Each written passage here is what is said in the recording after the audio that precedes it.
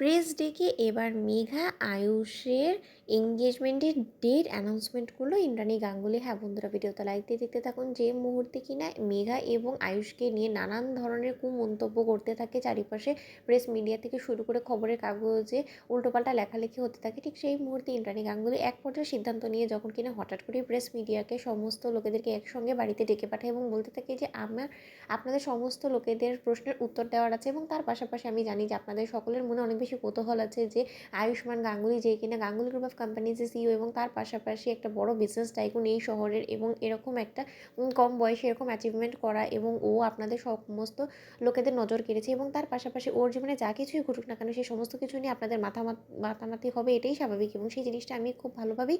মেনে নিয়েছি। কিন্তু তাই বলে আমি কোনোভাবেই চাই না যে আপনারা ওকে নিয়ে কোনো রকম কোনো কুমন্তব্য করেন, এবং আপনারা যার সঙ্গে কিনা ওর সম্পর্ক চলছে গোপনে, ও রীতিমতো ওর সঙ্গে কোনো রিলেশনে আছে কিনা সেই সমস্ত প্রশ্নের আসলে উত্তর দেওয়ার জন্য আমি রীতিমতো আপনাদের সমস্ত লোকেদেরকে এখানে ডেকেছি। আমি মা হয়ে বলতে পারি আপনাদেরকে যে যখন কিনা আয়ুষ্মান গাঙ্গুলি বিয়ের পিঁড়িতে বসবে তখন গোটা চন্দননগর জানবে, এবং সমস্ত লোকেদেরকে ইনভাইট করে সমস্ত লোকেদের সাক্ষীতে ইভেন কি আপনারাও সেটার মধ্যে সামিল থাকবেন, এবং তার পরবর্তীতে ওদের চার হাত আমি এক করবো। কিন্তু আপাতত আপনাদের জন্য একটা ছোট্ট খুশির খবর এটাই যে আপনারা হয়তো বা জানলে খুশি হবেন যে আপনারা যার কিনা বিয়ে এত অধীর আগ্রহে অপেক্ষা করছেন, এরকম উল্টোপাল্টা খবর বানিয়েছেন। হ্যাঁ, যদিও এটা বাস্তব সত্য যে যা কিছু ঘটে সেটা অবশ্যই রটে, এবং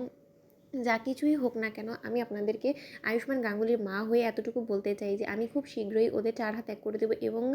তার থেকেও বড় সুখবর হলো গিয়ে এটা, আগামী সপ্তাহে আমি ওদের এঙ্গেজমেন্টটা সেরে ফেলতে চাই, এবং আমি চাই যে এই সমস্ত ইভেন্টের মধ্যে আপনারা আমন্ত্রিত থাকেন এবং আপনারা সাক্ষী থেকে এই সমস্ত কিছু সম্প্রচার করেন। ঠিক সেই মুহূর্তে যখন কিনা এই সমস্ত কথা শোনা মাত্রই কুসুম এক পর্যায়ে ধাক্কা খায়, এবং কুসুম যখন বলতে থাকে যে তবে কি ছোটো সাহেবকে চিরকালের জন্য আমি হারাতে বসেছি, আমি আর কোনোদিনও হয়তো বা ছোটো সাহেবকে আমার স্বামী হিসেবে ফিরে পাবো না। আমি চাই শুধু একটা জিনিসই যে ছোটো সাহেব যাকে নিয়ে সুখী থাকতে চায় তাকে নিয়ে বরঞ্চ সুখী থাকুক, এবং তার জীবনে যাতে সুখ জিনিসটা অন্তত বজায় থাকে, সে যাতে অন্য কোনো ভুল ধরনের কোনো ভুল মানুষের পাল্লায় না পড়ে, এবং তার জীবনে কোনো রকম কোনো দুঃখ কষ্ট যাতে কোনো দিনও আজ অবধি না পায়। ঠিক সেই মুহূর্তে যখন কিনা হঠাৎ করেই সেখানে থেকে মেঘা সরে পড়ে, এবং মেঘা যখন কিনা আড়ালে গিয়ে দেবলীনার মায়ের সঙ্গে কথা বলতে থাকে, এবং ঠিক সেই মুহূর্তেই কুসুম যখন সেখানে যায় এবং আড়ালে দাঁড়িয়ে মেঘার সমস্ত উল্টোপাল্টা কথা জয়িতার সঙ্গে কথা বলতে শোনা মাত্রই হঠাৎ করে কুসুমের সন্দেহ হওয়া শুরু হয়েছে, এবং কুসুম বলতে থাকে যে কেন আমার মনে হচ্ছে যে মেঘা মোটেও সুবিধের মেয়ে নয়। এতদিন পর্যন্ত আমি যেই মেঘাকে আমি দেখে এসেছি, কিন্তু এই মেঘা আড়ালে এতটা জঘন্য নোংরা